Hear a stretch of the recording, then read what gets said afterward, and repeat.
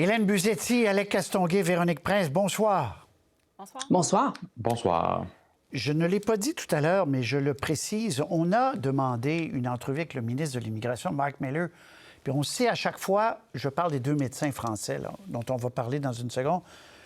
Puis là, à chaque fois, ils nous disent, oui, on ne peut pas commenter un cas particulier. Bien sûr, mais on peut, en général, répondre à la question, est-ce qu'un citoyen qui se sent lésé, qu'il y a eu une erreur informatique ou on n'a pas envoyé le bon numéro, peut parler à quelqu'un? Bon. Mais M. Miller n'était pas disponible. On a fait la députée que vous avez entendue plus tôt. Alors, tour de table là-dessus. Hélène, là, ça s'est réglé, là, évidemment, parce que tout le monde en a parlé, ça s'est réglé.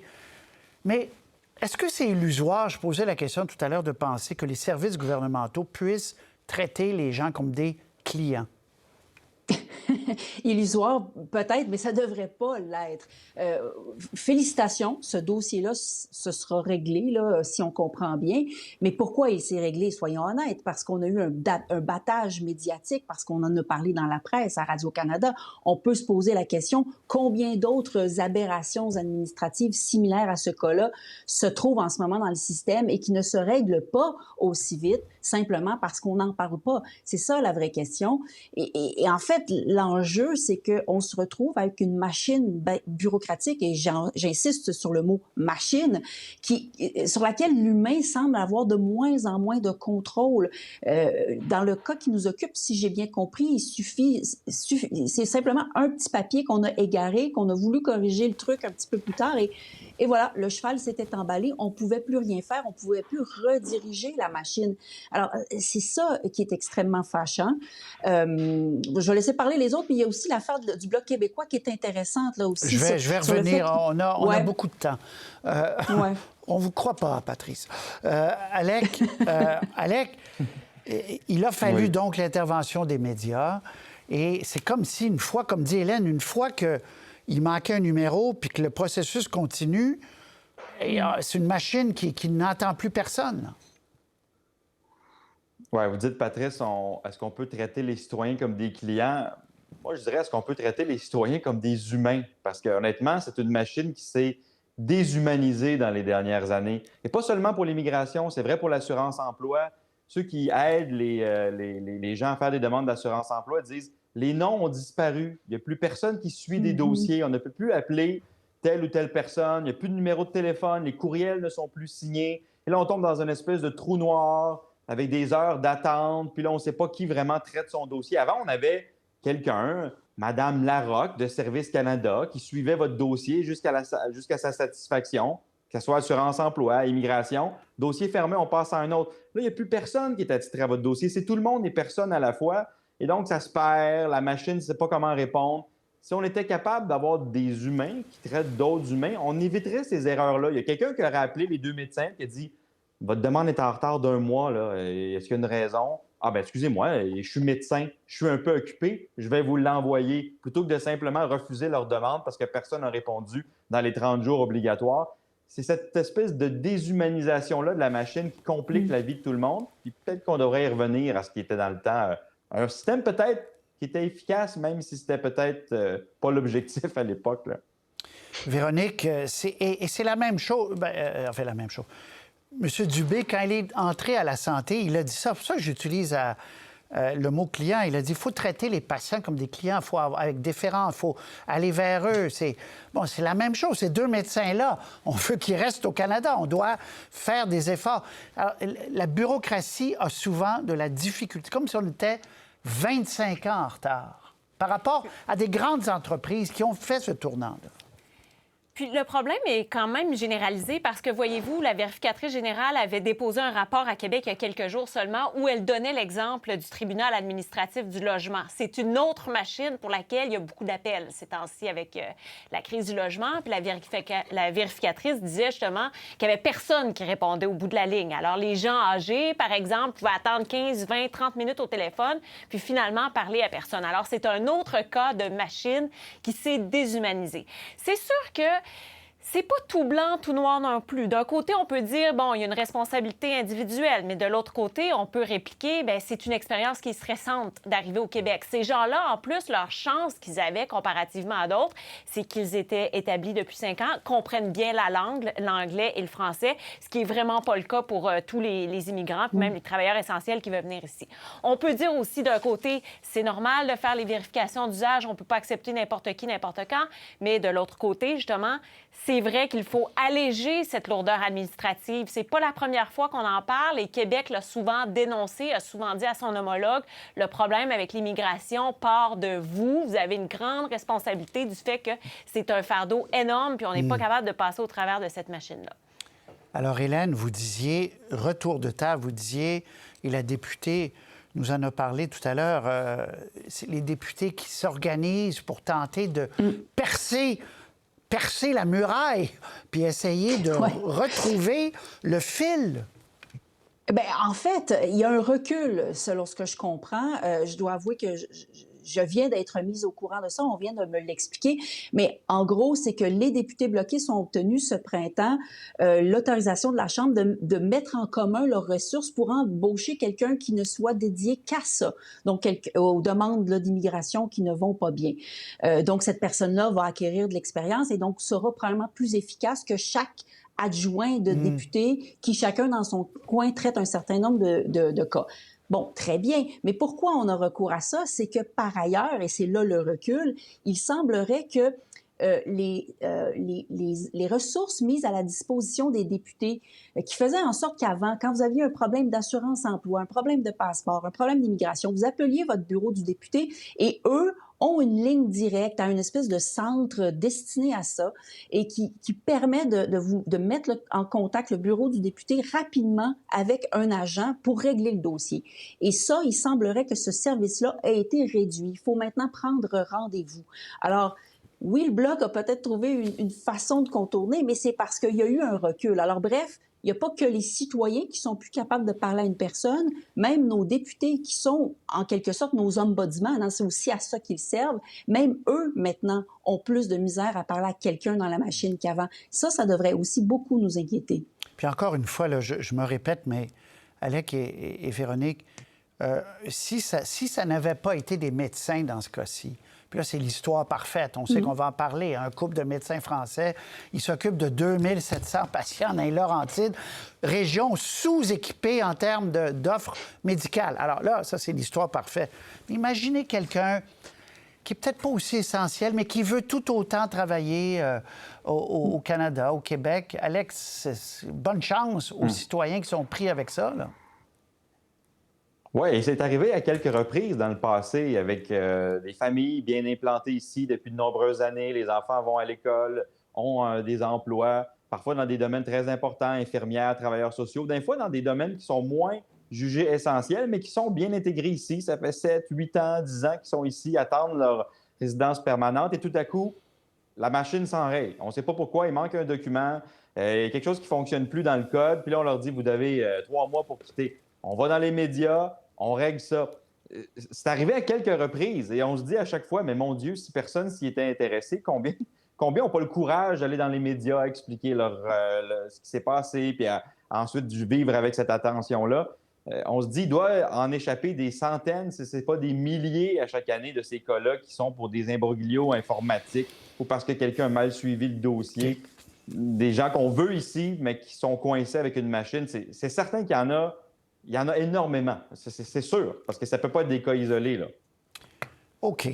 Alors, Véronique, chez vous, ce soir, on attend, j'allais dire fébrilement, mais presque, oui, les résultats de cette élection partielle dans Jean Talon. On va montrer les candidats, on les a montrés tout à l'heure. Bien malin, d'abord, celui qui pourrait prédire, mais là, c'est aux citoyens à voter aujourd'hui. Il y en avait quoi? C'était quoi le chiffre tout à l'heure qu'on a donné? 34? Bon, alors on va leur donner... Pour le taux de participation? Oui, c'est ça. On est rendu pas loin de 40 on est à 39 Bon. Alors, à 39,11, puis on verra. Puis là, j'ai dit jusqu'à 20h30 tout à l'heure. Erreur, Patrice, jusqu'à 20h que les gens ont le droit d'aller voter. c'est vraiment surveillé, puis c'est pas pour rien, Véronique, on l'a beaucoup dit, mais rappelons-le, c'est une élection partielle qui peut donner un momentum soit à un, soit à l'autre, soit à l'autre, là.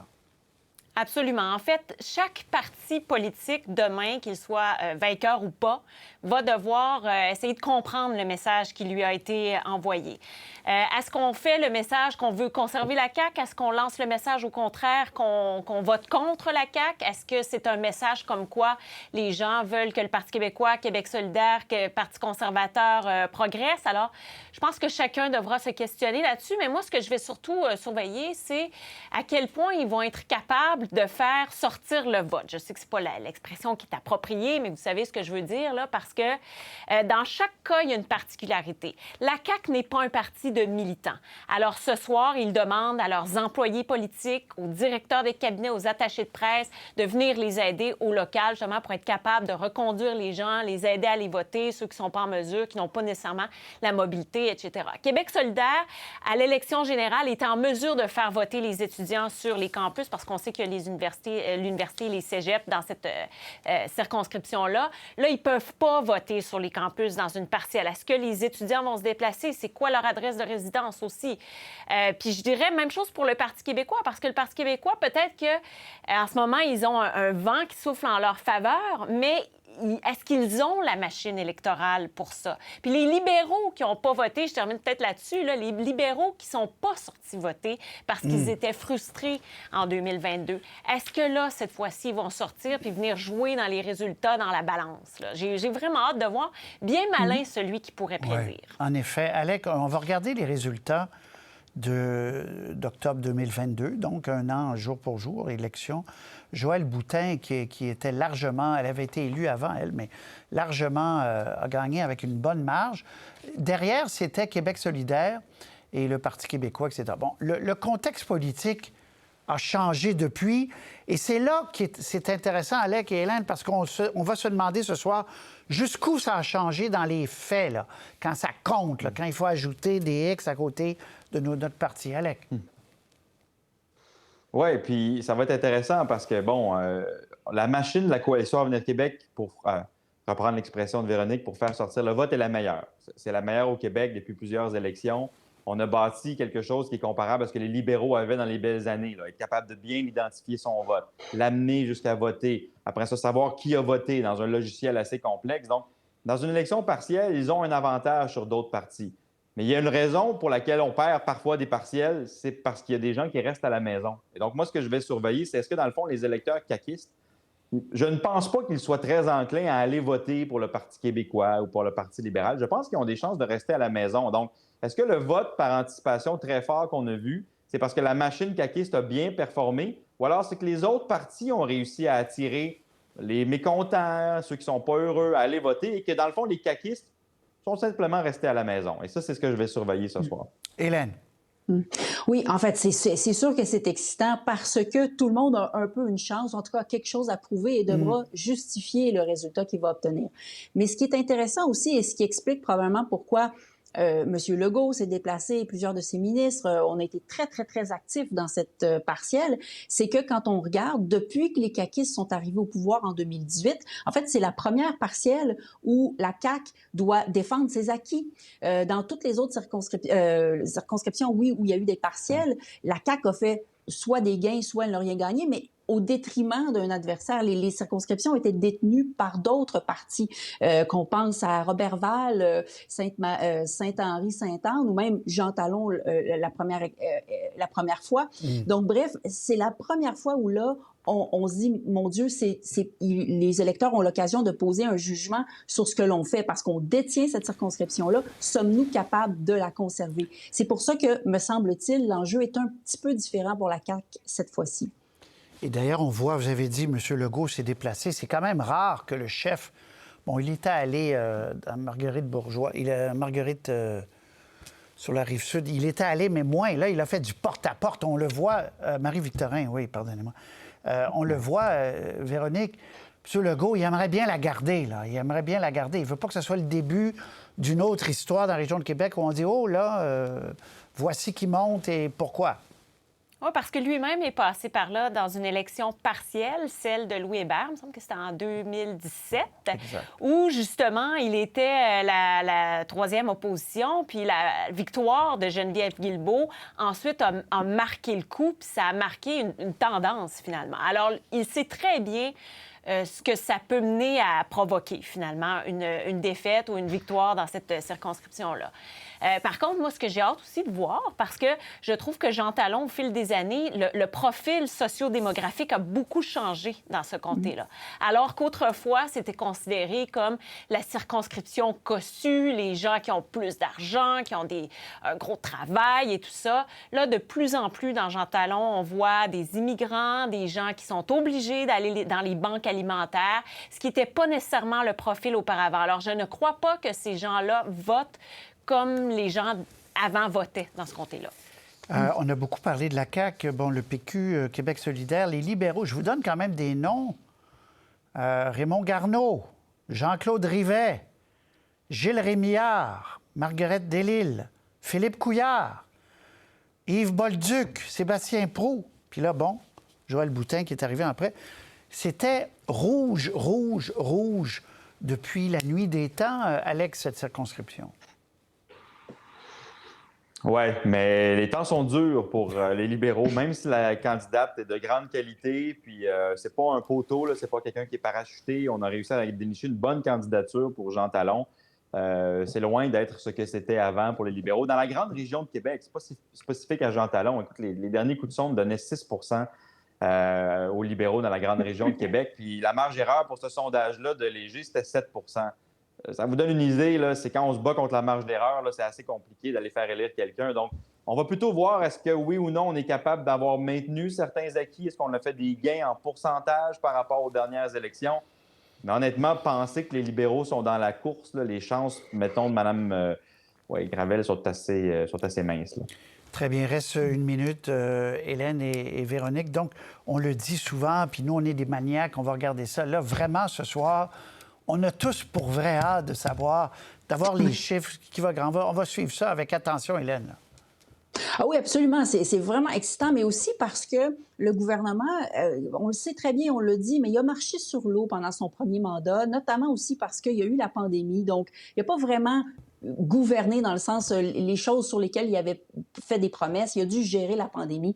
Et là, le gouvernement commence à subir l'usure du pouvoir. Il y a eu des critiques pour le troisième lien, la hausse des salaires des députés, mais aussi la question de l'immigration, je pense que vous le mentionnez dans un des reportages où finalement on disait qu'il voulait diminuer les seuils et finalement il songe à les augmenter. Alors il y a quand même certaines personnes qui sentent qu'il y a peut-être un flageolement qui ont dans la envie direction d'envoyer de la CAQ. un petit rappel. Véronique, conclusion, 30 secondes. C'est un des comtés réputés comme étant un des plus éduqués. Alors, je peux vous assurer que les gens dans Jean Talon suivent la politique, connaissent les partis politiques, connaissent les candidats. Alors, ça aussi, au niveau du vote, après ça, ça veut dire quelque chose. Merci, Hélène. Alec, Véronique, bonne soirée électorale, quand même. Merci. Au revoir. Au revoir. Pour voir nos émissions en entier, rendez-vous sur la chaîne Ici RDI.